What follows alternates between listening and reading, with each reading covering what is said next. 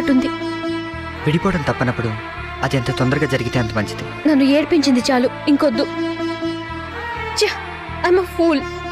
అసలు ఇదంతా నా వల్లే జరిగింది. వాళ్ళు ప్రకాష్కి ఓకే చెప్పకుండా ఉండంటే ఈ నిశ్చితార్థం, పెళ్లి, అమెరికా వెళ్ళడం ఇవే ఉండేవి కావు. ఇప్పుడు ఆలోచిస్తుంటే ఇదంతా అనవసరం అనిపిస్తుంది.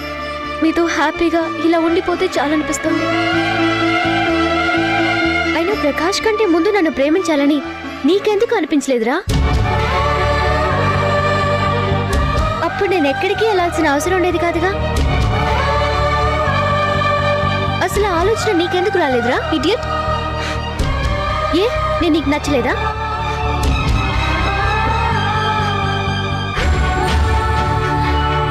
తరుణ్,